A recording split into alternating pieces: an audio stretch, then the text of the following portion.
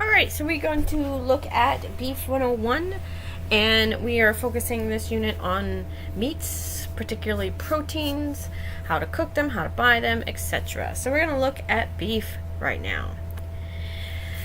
Now, meat in general, that includes poultry, which is chicken or turkey, fish, eggs, dried beans, and nuts, are your major sources of protein in your diet. Now, even if you're a vegetarian, you still need protein in your diet, and you have to be a little creative to get there. In addition to proteins being nutritious, protein is often the main part of a meal. When you go out to eat, you're going to get a steak with some sides, or a chicken breast with some sides. Your protein is usually the star of your meal. Now, with that said, proteins are more likely the most expensive part of your meal or your food budget. So when you go shopping for protein, you need to be able to purchase carefully, know exactly what you're putting your money into, so that when you get home, you can get the most out of your product with the least amount of money spent. The lab that's doing steak, we are spending a little bit more money, and we are going with I guess you would say a not cheap cut of meat, because we're going to pan fry it, and we're not going to cook it slow, in a stew or anything like that, so it can tenderize and break down on its own. We are going to put it in a pan, we're going to sear it, we're going to cook it to temperature, and we're going to enjoy it. So you want your meat to be a little bit on the fattier side, and you want your meat to be a little bit more expensive cut, because that will yield a more tender piece than if you get a leaner, cheaper cut. So we'll talk a little bit about that later on. So buying protein, you need to know how to evaluate protein, and to evaluate the quality of proteins based on how it looks and other factors and how it's labeled. So, looking at meat in general, meat is the edible portion of animals.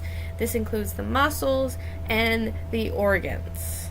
The most common forms of meat are beef, which comes from mature cattle, veal, which come from young cattle, pork, which comes from pigs or swine, lamb, which comes from young sheep. So when you are purchasing meat, you need to consider these two factors: the quality of the meat and the cut of the meat. So in the United States, all meat that's shipped across state lines have to be inspected. This is done by the USDA, and it certifies that the meat is wholesome and indicates that the plant that it's processed from is sanitary.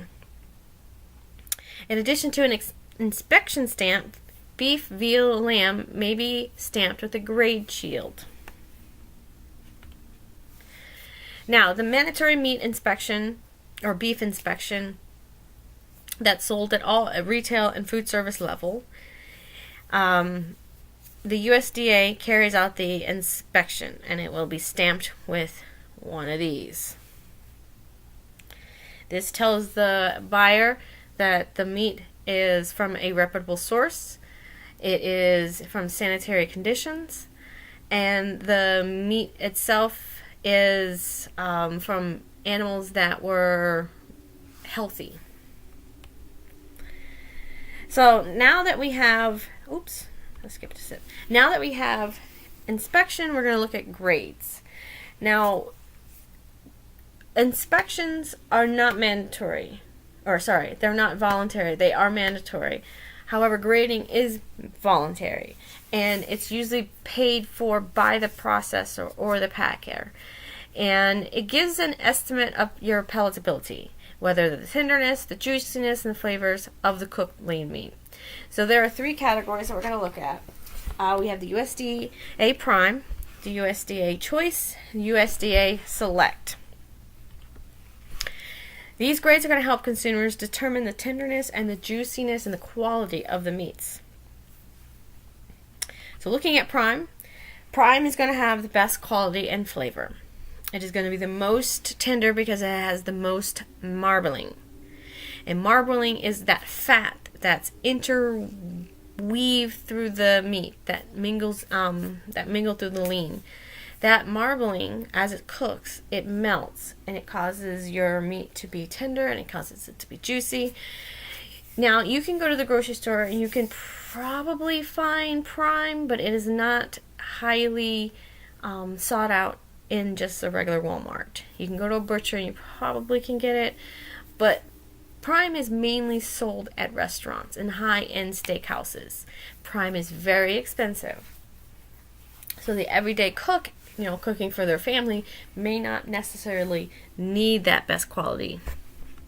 So the next one comes with choice cut. Now your choice grade has excellent quality. It's going to have less fat and less flavor than your prime, but it's also going to be less expensive. It's the middle of the pack, so it's less expensive than your prime, but it's going to be a little bit more expensive than your select cut. Now your select cut is going to have less flavor and less marbling than both the prime and the choice. It's going to have less fat, and it's also going to have lower costs. So when you are looking for a healthy or a budget angle, the select is probably the best bet for you. So when I'm talking about marbling, you can kind of see here what I mean. So the 3 on the top, they are marbled and they go slowly down to the level of marbling. So if I was to judge them, I would say the first 2 cuts, these would be falling in your prime. This one here may fall in these 2 will fall in your choice, and these 2 would be in your select. And you can see the difference in that whiteness in between the meat. That is where the flavor is going to come from. That is where the tenderness and the juiciness is going to come from. That's that fat that's woven into these into the meat. Alright, so now that you've gone to the grocery store, you're looking at the different inspected meats, now you see their grades. What exactly are you looking for? Because even if it's a prime cut of beef, if it's been sitting out, if it's been time temperature abused, or if it's past its sell-by date, it's not going to be a good piece of meat. So you can make sure that the quality is good if it has good color and is marbled with fat. When you're looking for beef, your beef should be bright red.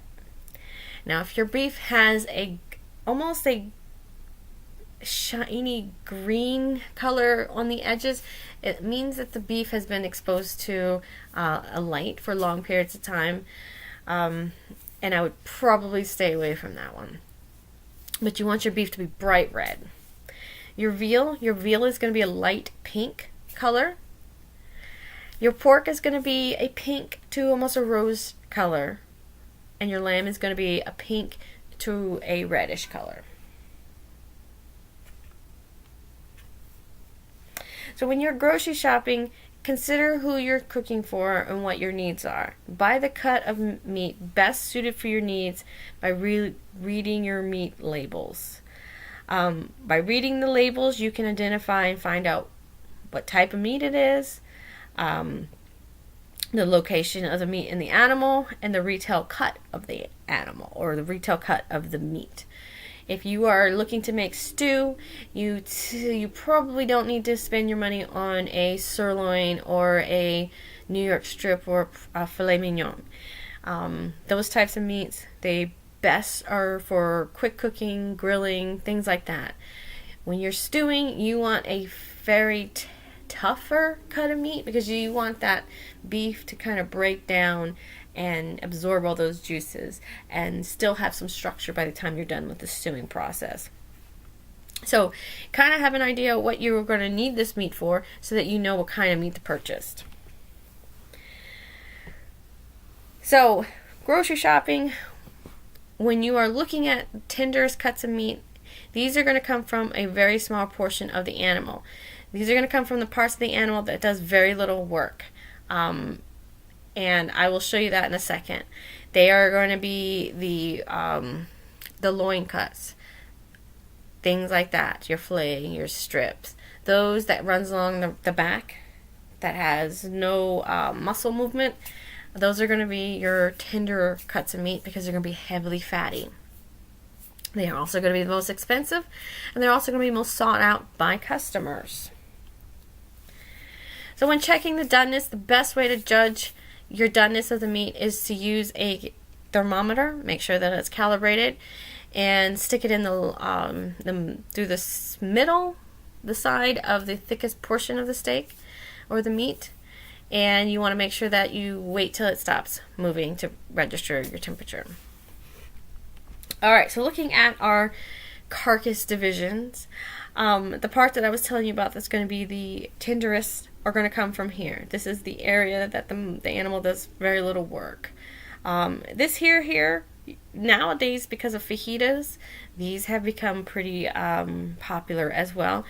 They do require a little bit of cooking, lower and slower cooking marinades, like fajitas and things like that. But right here, this is where you're going to find your strip, your sirloin, your filet mignon. Now here, these areas, they do a lot of work. They move the cow around.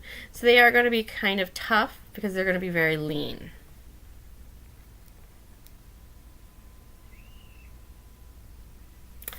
Alright, so you might have gone to a restaurant and you've heard the term aged beef. Well, what exactly does that mean? The aging process occurs naturally through enzymatic process. The beef, the connective tissue in the meat is broken down, and the maximum tenderization occurs after it's been aged in the refrigerator for 10 to 12 days. Now, aging can be done either wet or dry, and what the ideal product comes out is a more tender, more flavored piece of meat. So if you go to a fancy steakhouse and they are offering aged beef, find out how long they're aging it, and then that can help determine if that piece of meat is worth your extra, $30 that you're going to spend for that same steak that you can get at a not so fancy steakhouse that isn't aged. Alright, so beef cookery. Cuts from the ribs or loins are going to be more tender. They require high dry heat and they cook very quickly. Cuts from the chuck and the rounds are going to be less tender because remember they're going to be doing a lot more work moving that animal around. So they need to be cooked with lower moist heat and they need to cook longer. You're usually going to cook either to medium rare doneness for round cuts or to well done stage for the chuck cuts. And tenderizing marinade is often recommended for these types of meats. Now, when you're cooking roasts and steaks, they should be cooked to a minimum of 145 degrees. You should be able to use a thermometer to check the doneness. You can visually check, but really, unless you know what you're looking for, it's very difficult to feel check or visual check. Best way, stick a thermometer in it, check the temperature. Now, ground beef must be cooked to 160 degrees because ground beef is the product of one or two things. It could come from the same animal, but the tissue has been ground up and all the parts on the outside of the animal or the outside of the meat is now pushed all throughout the meat. So any of the bacteria that was originally on the outside is now throughout the entire stack of ground beef. Steaks, on the other hand, if you cook the steaks on the outside and it's grilled and it's charred and it kills all the bacteria, the inside of your steak is not going to have any bacteria in it. Alright, so marinades, or if you're British, you call them marinades. They contain a weak acid and they're used to tenderize meat by breaking down the muscle fiber. So some of the acids could include lemon juice, tomatoes, wine, vinegar, or yogurt. Now keep in mind that marinades only penetrate about a 1/4 inch into the meat. So if you do want to make sure that you get more marinades in, you want to kind of tenderize it, poke some holes in it, that will help get it in there. But your entire cut of meat, if you have a giant roast and you put it in a bag of marinade, it's not going to taste like it all the way through. The outside will, but the inside, it won't penetrate that much. So Marinades are less useful for larger cuts of meats and roasts unless you're using it for the flavor of the outside, that crust that develops. You always want to marinate in the refrigerator. Don't ever leave your marinade and your meat sitting out on the counter. And you don't want to marinate in the freezer because really everything stops working. Your marinade freezes, your meat freezes, and nothing's working. Nothing's getting in there. To marinate, you'll put it in a plastic bag or in a utility dish. Or you could even vacuum seal it. That will help speed up the marination process, actually. But you don't ever want to use a metal container because some marinades are acidic and they can cause a reaction with the metal. So how much marinade should you use? You should use about 1/4 to 1/2 cup of marinade for each 1 to 2 pounds of beef. Alright, so now that you've gotten your beef from the grocery store, you picked out what you wanted, how long can it sit in your refrigerator and stay good? Now, if you are getting steaks and roasts, they are good in the refrigerator for about 3 to 4 days before they start to have an off flavor. If you're not going to use them within those 3 to 4 days, the best thing to do is to put those steaks and roasts in the freezer, and they last about 6 to 12 months in the freezer. Ground beef, especially if it's nicely freshly ground, they could go about 1 to 2 days. If they are hermetically sealed, if they're like in those little tubes, they can go a little bit longer. Just check the date on the outside to see, when they were packed, what's the best by date or what's the best cook by date. If you're not going to use your ground beef within those 1 to 2 days, you probably want to put them in the freezer, and they last in the freezer for about 3 to 4 months. And if you are going to put them in the freezer, make sure you put the date on them so that you know when you put them in there, and you'll know what's in it and how long it should stay in the freezer. If you have any leftovers, say you had a roast, you made a Yankee pot roast and you have some leftover, that roast will stay good in your refrigerator for about 3 to 4 days. And it can even freeze. I would suggest cutting it into smaller pieces or more manageable pieces so that when you're ready to eat it again, you don't have to thaw the entire roast. You can just thaw, 1/4 of it at a time. Alright, so beef, nutritional aspects of beef. Beef is a source of protein. Our body needs protein, so one of the nutrients that we need in order to be healthy and our body to work well. Protein helps repair your body if you were having any muscle tears or things like that. So protein is really important in our diet. We look back and the beef nowadays is actually more healthier than it was 60, 70, 80 years ago. Those long time ago, beef, the cows or the cattle were just fed slop, or they weren't fed nutritious meal regimens to keep them leaner. So, and also resulting from genetic changing, our beef today is a lot more leaner than it was back then. So if you want to look at beef, you want to compare it to something that we think of as healthier. We have skinless chicken breasts. We can look at the breakdown right here. So you can see chicken and a sirloin tip side steak, not much difference in terms of saturated fat and total fat between skinless chicken breast and a steak. It's really about eating in moderation. Yes, your chicken breast may be the size of a deck of cards. Your steak should be as well. You should not eat a 30-pound or 30-ounce steak because you can. That's where you start to get unhealthy.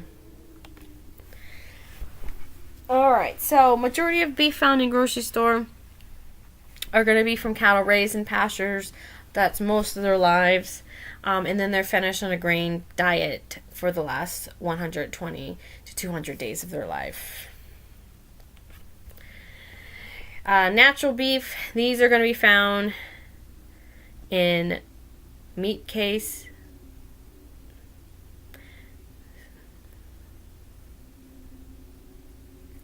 Natural. I don't know what it means by that. This is beef that is minimally processed, and it contains no additives, and it applies to all meat with no ingredient labels. I don't like that that one. Organic certified beef. In order for a beef to be classified as organic, it must meet USDA National Organic Certification Standards. That means the cattle must be fed 100% organic feed. There should be no hormones to promote growth or antibiotics for any reasons. The cattle must have access to pasture. And the cattle must be certified through the USDA's Agricultural Marketing Service. Then we have grass-finished beef. This comes from cows that have grazed in pastures their entire lives. Tends to grade select because they're not as fatty. They're a little bit more leaner. So you'll have minimal marbling. They're going to be less tender than grain-finished beef, again, because less fat. And flavor panels, so consumers prefer the overall flavor of grain-finished than, of grass finish over grain finish. Alright, so we're going to look at branded beef. Some of you may have heard of the term Kobe beef or Wagyu beef. These are breed specific. These are from cattle that are specifically bred. Kobe beef from Wagyu cattle are raised in Japan. They're fed beer, they're massaged, and they're brushed with sake. Supposedly, they're supposed to be some of the best pieces of meat you could ever have. I personally have never gotten to have Kobe beef or real Kobe beef because I have never been to Japan, but I would really like to try it one day. Now, the company specific, these are going to be in terms of grade, marbling, size, type of feed, and restrictions on antibiotics and hormones. I'm going to use Tyson's chicken as an example. So this will be a company specific. You know, Tyson's talk about how their animals are natural, there are no antibodies and things like that. So that would be the company specific type meat label. And then we have store branded. These are going to be branded by grocery stores. So for instance, Walmart has its line, Hy-Vee has its line. Alright, so now you guys are going to enroll yourself in Beef U. And what I'm going to have you do is you're going to click on the link within that page on Schoology. And it's going to take you to beefu.org. You are going to need to first sign up here. So click on the sign up here button. You are going to develop your username. Make sure that it's something that you will not forget. Does not necessarily need to be your email, but it could be. Now you're going to add your email, and then you're going to select a password.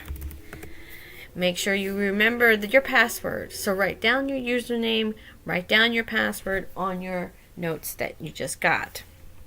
You're going to confirm your password, and then you're going to give yourself your details. So put your name, first name, last name, gender, organization, and then you're going to put me as your supervisor email. So make sure you have lakisha.jordan@k12.sd.us. Then you'll just put the school information here. The only things that you have to have are the things with asterisks, so you can just fill in those. You don't have to have the phone number or anything like that. Here, code. We didn't have a custom code, so we're going to put in new user. Just type in new user there. And then you'll just do your security check. Whatever's in there, just type it in the box. Oops. And then click register. Alright, so once you've registered, you are going to have the module page pop up like this. And the ones that you're going to do all of them. You're going to start with basic cuts and basic beef. So you'll click this one. click start, and you're going to go through. Now, each unit of the module is about 15 minutes long, so pace yourself. So you're going to read through your description, and then you're going to start the lesson. So you click on the lesson and get started. Welcome to this Beef U module on beef basics and cuts, created specifically for grocery, retail, and food service operators. So once you finish your module, you're going to click the quiz and take the 15 question quiz.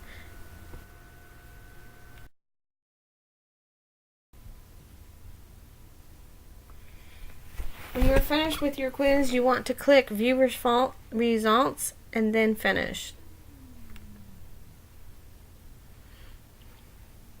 So when you're ready, you can go back to the program homepage, and then you can do your next one.